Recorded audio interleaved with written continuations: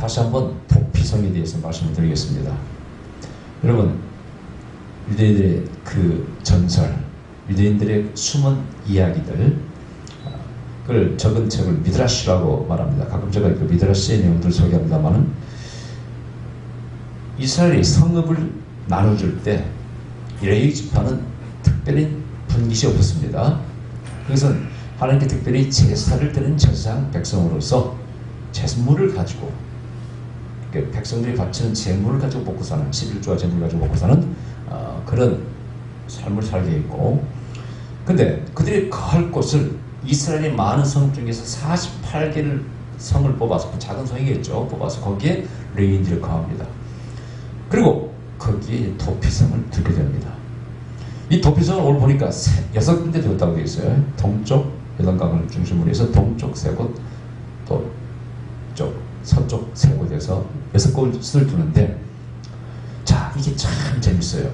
재정일치 사회에서 종교와 예를 들어서 정치가 일치가 된 사회가 아니겠습니까? 이런 사회에서, 이런 정치제도 속에서 가장 멋있는 산물, 인간이 만든 것 중에 정말 멋있는, 물론 성경에서는 하나님 말씀 따라서 만들었죠. 그것이 바로 도피성이라는 것입니다. 이것은 우리 기독교의 구원교리와 밀접한 관계가 있어요. 근데 아까 미드라시에 이런 재밌는 얘기가 있어요. 자, 어느 성읍에, 제사장집에 이 오살자라고 그러죠. 요즘 지금 과실치사. 자기가 죽이려고 죽인 게 아니고 실수로 죽인 거죠. 그런 사람이 도망하였다고 칩시다. 그럼 어디에 머무르냐? 제사장집에 머물러요. 제사장이 거두게 되어 있어요.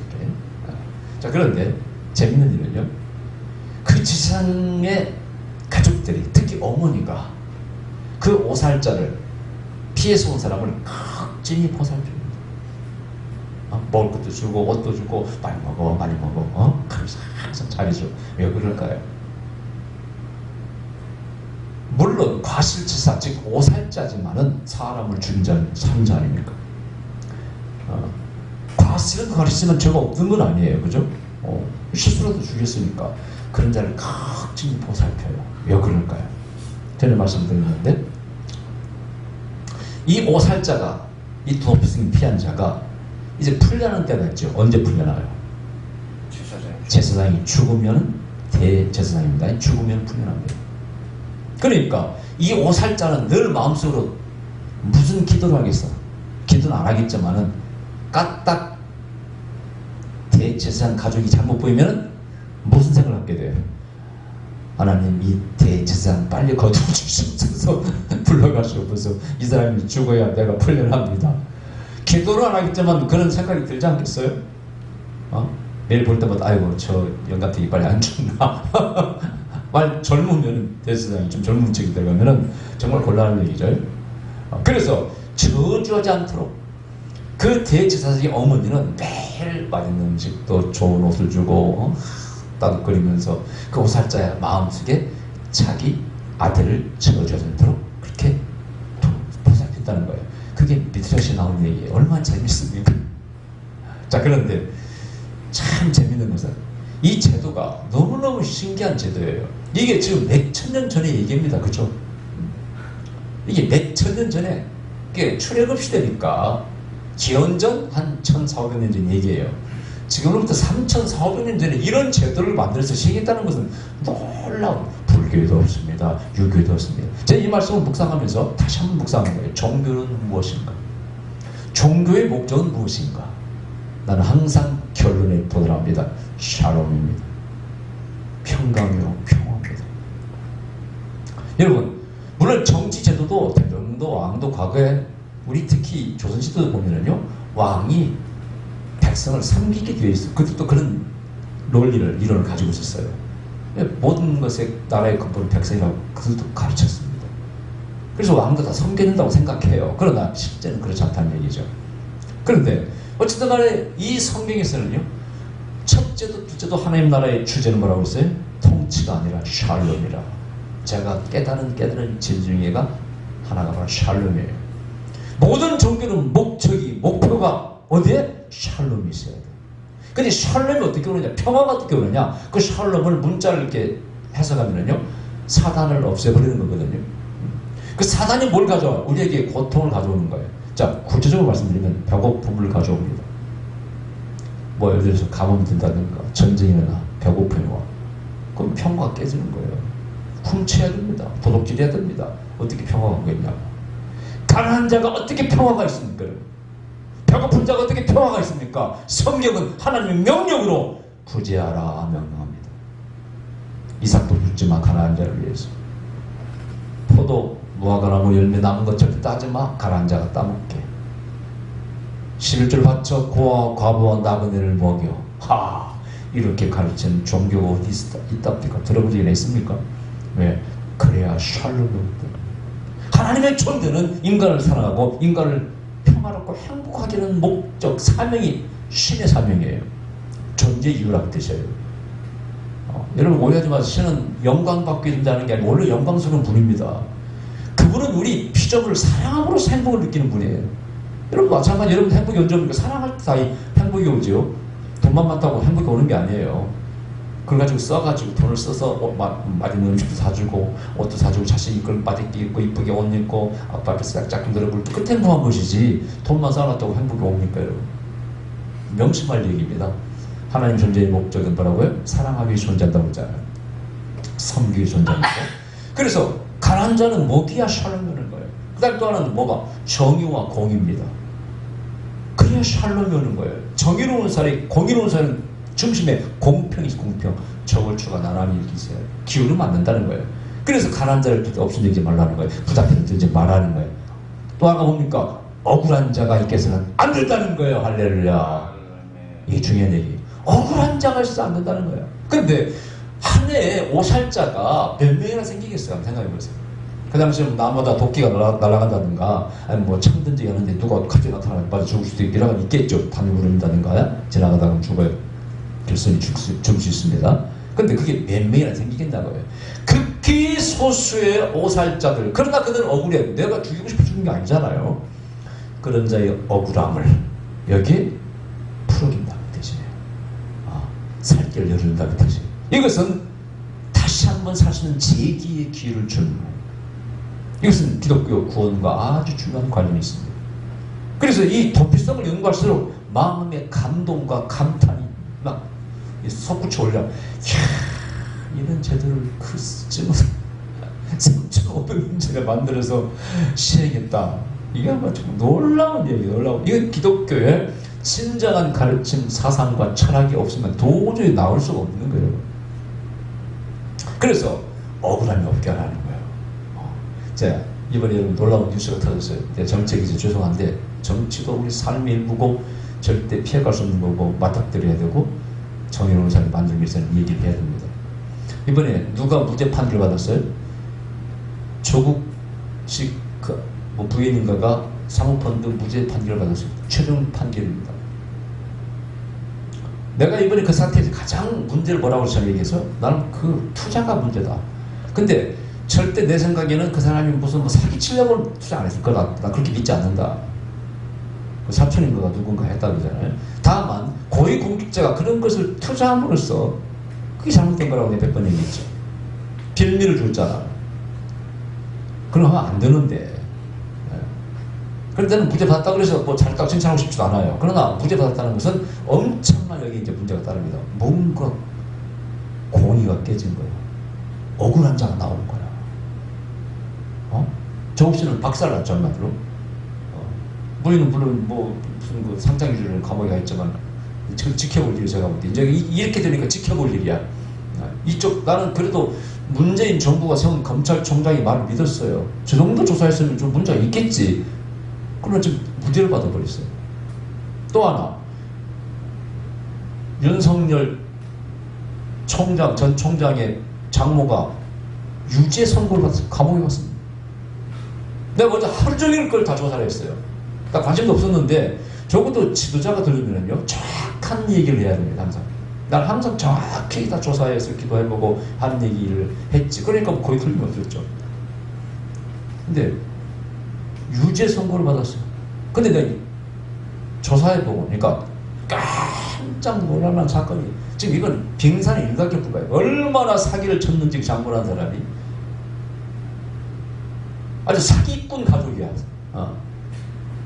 그리고 억울하게 당한 사람이 한둘이 아니야. 어떤 사람은 여자는 말을 못해 그냥 하도 스트레스 받아가지고 사기를 당해가지고 재산을 잃고 한둘이 아니야. 한둘이 아니에요. 그리고 그 부인도 지금 주가 조작, 도이치모터스라는 주가 조작에 관련됐다고 지금 조사 중입니다. 근데 윤석열이라는 사람이 검사가 그 정보를 모를 리가 없는데 그런 여자가 결혼했어요. 내 부인이 이혼하고 뭐 지금 뭐 어떤 거기 주장한 사람에 의하면은 뭐 전에 검사하고 동거하고 말이 많은데 뭐 그건 모르는 일이고 저는 설에 불과하고 어쨌든 좀 조사해 나오겠지만 어쨌든 그런 가정사를 가진 사기꾼 장모 다 들어서 알 거 아니 검사장들은 다 정보 있으면 알 거 아니에요. 한 줄도 아닌데 피해자가 그걸 알고 결혼했어요. 그리고는 그런 문제를 가지고 있는 자가 조금 증거예요. 이거 어떻게 설명해야 됩니까? 내가 뭐라고 그랬어요? 이 사람 아직 검증이 안 된 사람이라고 몇 번 얘기했죠. 아무리 인기가 올라가도 하나 저 사람 검증이 안 됐다 지금. 그럼 내가 지금 감사하는 건 뭐? 억울하다 이거야. 억울해. 그 장모라는 사람이 당한 사람들이 아주 그냥 한이 맺혀서 깜빵 갔다 오고 심지어는 죽기도 하고 한둘이 아니야. 한둘이 아니야. 그럼 그 뒤에서 그렇게 나쁜 짓을 하게끔 뒷 배경이 되는 사람이 누구예요? 이제 조사하면 나오겠지.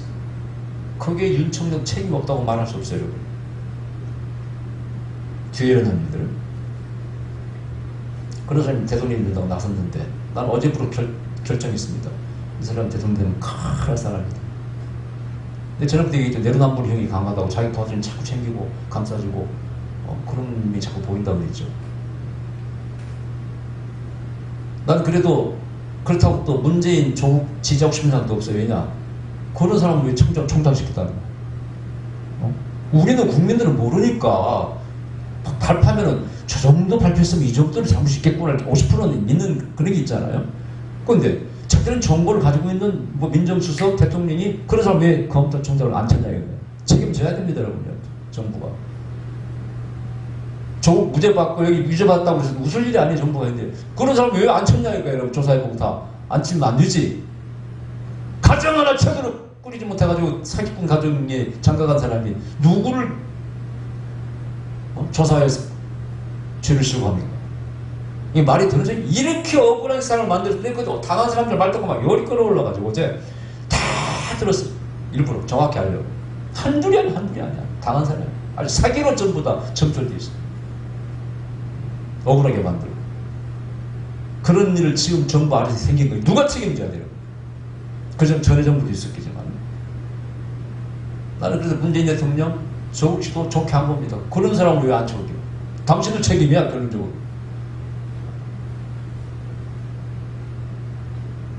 이게 보통 문제, 이렇게 억울한 사람이 생기면 안 되는 거예요. 이것은 하나님의 이름으로 종교가 나서야 되는 거라고요. 이래서는 안 된다고 얘기한다, 그런 얘기예요. 정치인들은 전력 진영 논리를 갈라지지 않습니까? 이분이 조국 무죄 받았다니까 조국 지지한다면 난리가 나서 봐라 하면 뭐 무죄다. 또 이쪽 윤석열 장모 유죄 받으니까 이쪽에서는 또 난리가 나고 서로. 내가 볼 때는 엄밀히 따져야 돼. 그렇게 난리를 쳐 이거 아니야. 그 원인을 누가 제공했어? 현 정부가 제공한 거 아니에요. 그렇게 몰랐단 말이야? 모든 정보를 다 주고 있는 사람들이, 사장하는 사람들이. 국민들은 뭐야? 뭐 누구 말을 들어야 되는 거야 도대체? 왜 이런 말씀? 공평한 사회를 만들고 억울한 자 없게 만들어야. 이게 하나님의 뜻이라는 뜻이에요. 이게 바로 도피성이 성을 만든 이유예요.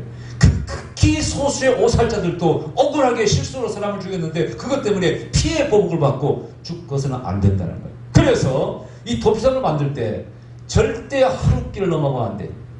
가나안 땅 이스라엘 백성의 국가 어디에서든지 하루 만에 갈 수 있는 거리에 도피성을 만들어. 보이는 곳에 만들어. 다 높은 장소예요. 헤브론 뭐 세계 다 높은 장소입니다. 높은 곳에 만들어야 돼. 또 하나는 그 성읍이 너무 가난한 성읍이 되면 안 돼. 뭘 주지를 못하니까 적당히 인구가 있어야 돼. 이런 걸 다 따집니다. 그것뿐이 아니에요. 도로는 한 14m, 일반 도로보다 한 2배 넓게 만듭니다.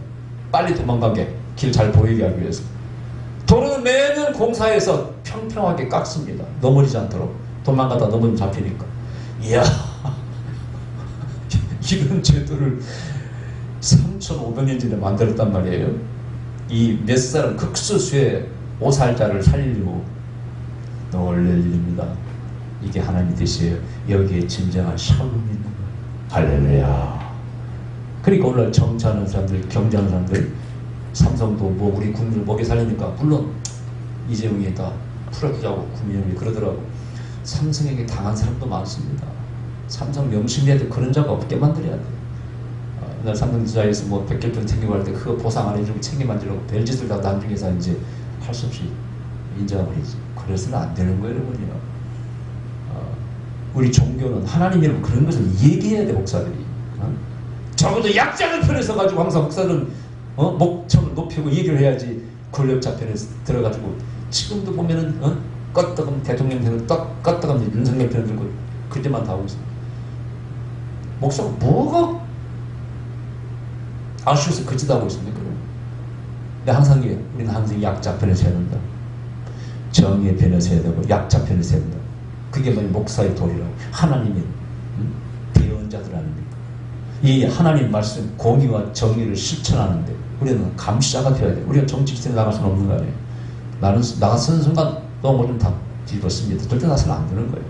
한 감시자로서 국민의 편에서 약자 편에서 샬롬이 어떻게 이루어지고 있느냐, 공평과 정의가 공의가 어떻게 이루어지고 있느냐 늘 우리는 감시해요. 그게 복음의 핵심 중에 하나예요. 내가 말씀드렸죠. 이스라엘 종교 유대성은 뭐라고요? 하나님을 선하신 하나님을 봤다는 거예요.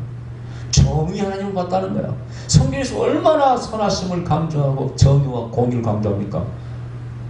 근데 우리는 그런 거 빼버리고 구원만 자꾸 강조합니다. 구원판 장사꾼이 돌리고 이렇게. 구원도 중요합니다. 그러나 더 중요한 것은 더불어 함께 진정한 샬롬을 이루려고 노력해야 됩니다. 할렐루야. 그게 도피성의 의미예요. 네, 정말 중요한 의미입니다. 자, 그래서 이 도피성을 만드는 아까 제가 설명드렸잖아요. 보이는 곳에 높은 곳에. 왜? 쉽게 찾게 하기 위해서. 오늘날 교회 십자가가 동네마다 있는 이유와 똑같은 이치입니다. 어떤 사람은 교회가 너무 많다고 그러는데 물론 많은 면도 있어요. 뭐 빌딩이 몇 개씩 그런 데도 있더라고요. 그러나 여러분 교회는 그래도 없어져서는 안 됩니다. 쉽게 발걸음을 할 수 있는 곳에 있어야 돼. 아멘. 보여야 돼. 아멘. 구원을 쉬워야 돼. 구원의 문은 활짝 열려 있어야 돼. 그게 바로 기독교 구원교회의 유리함입니다. 아멘. 아멘. 네. 조금 부족하게 보일지 말라. 작은 교회 뭐 개척교회 부족하게 보이잖아요. 우리는 뭐 카피드가고 뭐 카페처럼 저희 만들었지만은 개척교회 가면 그렇지 않은 교회도 많고 보잘것도 없습니다만은 그러나 어디서나 구원의 문을 쉽게 두드릴 수 있는 쉬운 곳, 찾기 쉬운 곳에 있어야 돼. 아멘. 그래서 한국은 십자가가 많은 것이 그렇게 나쁜 것이 아닙니다. 구원의 대로는 열려 있어야 돼. 쉽게 가야 돼. 복음이 쉽게 우리에게 와야 됩니다. 그것은 하나님께서 우리 인간들이 볼 때는 미련하게 보여요. 전도의 방법으로 우리를 구원한다는 거예요. 전도자가 도로입니다. 전도자를 파송하는 거예요. 복음이 그 사람이 닿게 하는 거예요. 내가 힘들 때, 외로울 때, 위급할 때, 그때 하나님은 전도자를 보내 길이 그쪽으로 뻗어가는 겁니다. 아멘. 너는 그 사람을 통해서 나에게 오라는 거야. 할렐루야. 아멘. 그래서 누구든지 부르는 자는 구원을 얻으리라. 아멘. 로마서 10장에는 구원의 원리가 교리가 많이 나옵니다. 쉬운 말씀이지. 13절에 누구든지 그 부르는 자는 구원을 받는다는 거예요. 아멘. 아멘. 네, 그래서 쉽게 닿게끔 도를 닦아야 돼. 할렐루야. 이것이 얼마나 참으로 재밌습니까? 그래서 구원 교리는요, 구원론은 쉬워야 돼요. 난 불교를 배반하고 싶지 않아요. 불교도 뭐 다 신모함이 있고 그렇죠. 다만 우리는 이제 진리라고 믿고는 도움은 되지만 진리라고 믿고 있지는 않죠. 기독교로서는. 근데 우리가 너무 어려워. 뭐 8만 대장을 읽어야 된다? 아니면 뭐 너무 어려워. 교리가 너무 어려워. 그래서 조금 진리와 거리가 멀다. 이게 인간의 어떤 죄 문제, 인간의 문제를 분석하는 건 잘합니다. 불교가. 심리학도 잘하고 있고요. 가끔 보면은 참 인간의 그 머리가 좋아가지고요. 굉장히 분석을 잘해요. 전 뭐 이렇게 전 예언적인 상담이잖아요. 하나님 문제를 이렇게 상담해주고 그러잖아요. 근데 심리학적인 상담, 예를 들어 요즘 보통 대학에서 가르치는 전부 그런 것들 아니겠습니까? 그걸 공부해보면 참 분석을 잘 나서 여기서 어디서 오는 거고 뭐 용어를 만들어서 재밌어 공부해보면요 조금 무리입니다. 신학교에서 배웁니다만은. 그런데 너무 복잡하면 안 돼. 쉽게 답을 줘야 되거든, 사실은. 예수 믿으면 죄용서 받고 구원 받는다. 쉬운 거예요. 쉬워야 되는 거예요. 그래야 구원을 쉽게 받지. 거기서 뭘 암송하라고 하면 골치 아픕니다, 여러분. 암송 못하면 골치 아파요. 하나님이 부른 자에게 만나줘야 돼. 쉽게 만나줘야 돼. 거기에 구원이 있어야 돼. 거기에 기적이 일어나야 돼. 쉬워야 된다, 그 뜻이에요. 그게 도피성의 의미라. 저는 말씀드렸다시피 제가 기억하는 것은 어떤 할머니가, 제가 부흥집회 강원도에 갔을 때 감리교인데 저를 따라다니면서 그러더라고. 목사님, 저는 예수님밖에 몰라요. 저는 성경도 모르고요. 예수님밖에 몰라요. 그게 무슨 말인지 자꾸. 아니, 예수님밖에 모른대. 근데 그게 쉽게 할 수 있는 말입니까? 성경을 모르는데 예수님은 안다. 이게 쉽게 하시는 말이냐고. 이치 안 맞는 얘기인데 저를 따라다니면서 부흥사니까 목사님, 저는요 성경은 몰라요. 예수님밖에 몰라요. 그래가 물었어요. 그렇게 무슨 말씀이냐고 했더니 그분 얘기가, 목사님, 제가 류마티스 관절염에 걸려가지고 마디마디마다 땡땡 붓고 염증이 생겼는데 너무 아프고 그러는데 병원에 가요. 치료약도 없고 낫지도 않고. 그래서 어느 날 맨날 하고 다니는데 어떤 동네 아는 사람이, 아이고 할머니, 저 예배당 가면 병도 고친다는데 예배나 한번 나가보시라고. 그렇게 나왔다는 거야. 나왔는데 설교를 들어봤자 못 알아듣겠더라는 거야. 뭐 귀에 들어오지도 않고 뭔 말인지 모르겠고 읽자니 까막눈이고 뭐 모르겠고.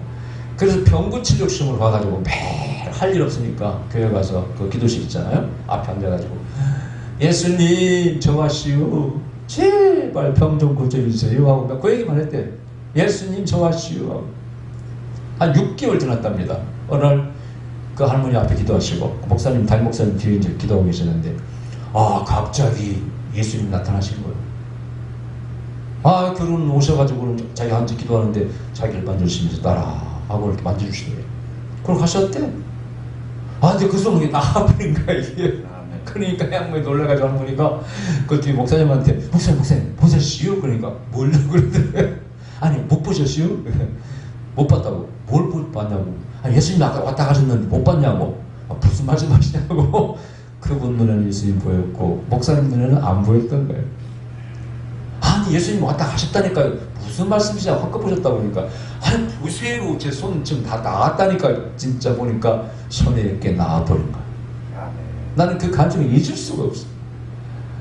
이분이 예수님이니까 너무 쉬운 거야. 그냥 예수님만 불러서 나 좀 치료해달라고 뭐 교리를 달달달 외우고 몇 장 몇 절을 알고 그런 게 아니에요.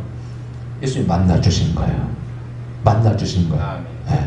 옛날에 저 영국의 유명한 과정철학자 화이트헤드라는 사람이 그런 일이 있어요. 길 가다가 어떤 할머니를 만났는데 할머니가 그렇게 뭐 밝고 감사하고 넘어졌는데 그러더래. 그리고 물었더니 예수님 믿는 크리스찬인데 예수님 믿고 자기는 죄용서 받고 그래서 늘 감사하고 기뻐한다고 하면서 그걸 기뻐하고 받더라는 거예요. 그 자기는 철학자로서 고민하고 맨날 정답 얻기 위해서 노력하는데 답이 없는 거예요. 그래서 감동받았다는 그런 위로가 있는데, 여러분, 우리 성경에 가르치면 하나님께서 우리에게 자비와 은혜를 베푸십니다. 아멘. 누구든지 그 이름을 부른 자는 구원을 받으리라. 아멘. 마태복음 11장 3절에 이런 말씀이 있어요. 내 멍에는 쉽다는 거예요. 아멘. 이게 뭡니까? 율법적으로 너무 믿지 말라는 거예요.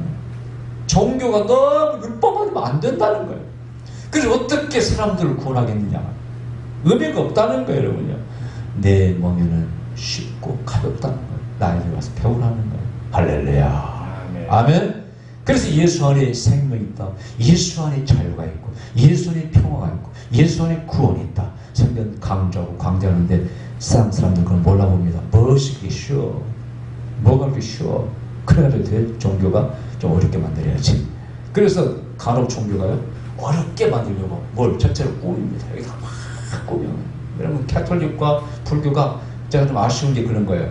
뭐 그렇게 좋은 점이 있죠, 당연히 있는 건. 너무 어렵게 만들려고 그냥 너무 어마어마하게 꾸며놓습니다. 유학감을 주려고, 종교가 주는 유학감, 그걸 주려고. 거기에 뭐가 뭐 힘 있는 것처럼.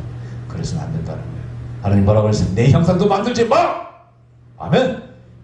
그거 우상이야. 넌 진정되는 자유함으로 돼야지. 난 너희를 사랑하고 너희를 행복하게 하고 너희가 잘 살고 기쁘게 행복하게 살기를 영원히 살기를 원하는 하나님이야. 그래서 내 독생자를 보냈잖아. 믿는 자마다 영생을 줄 것이라고 약속했잖아. 쉽게 믿어 편안하게 살아 샬롬을 누려. 이게 바로 하나님의 뜻이라는 겁니다. 다시 한번 아까 말씀드립니다. 그리고 억울한 자 없게 만들어야 돼요. 살면서도요 억울한 자 없게 만들어야 돼요. 아멘. 며칠 전에 어떤 여자 목사님께 상담을 하러 왔어요.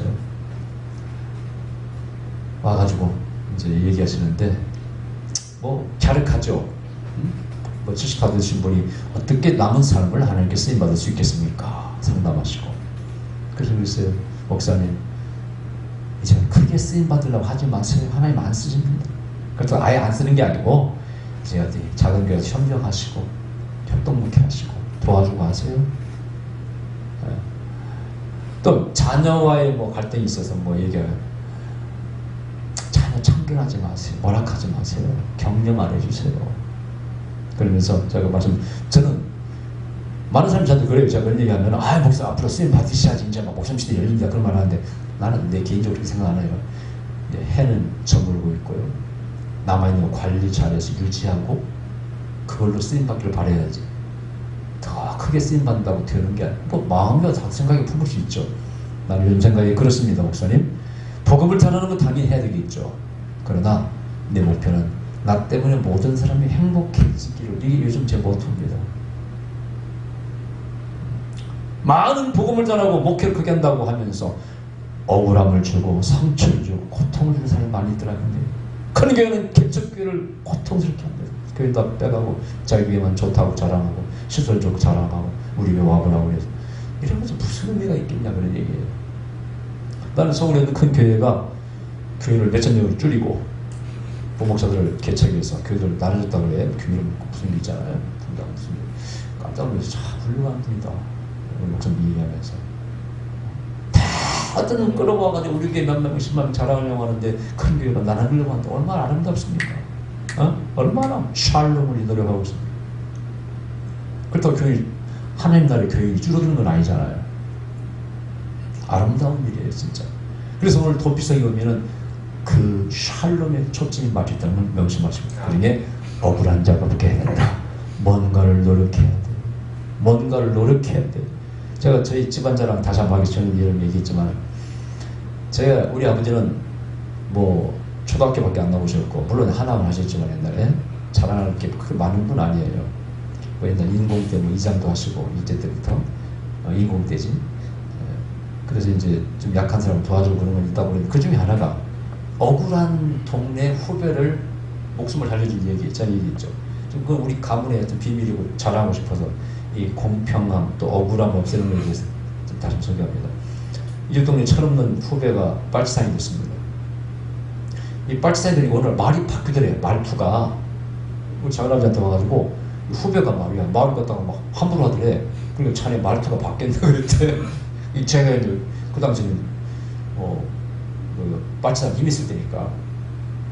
근데 이제 결국은 바뀌었을 게 이제 쫓기는 신세가 된 거예요. 동네에서 그짓하고 다녔으니까 누가 봐주겠어. 근데 아버지가 볼 때는 철없는 후배야.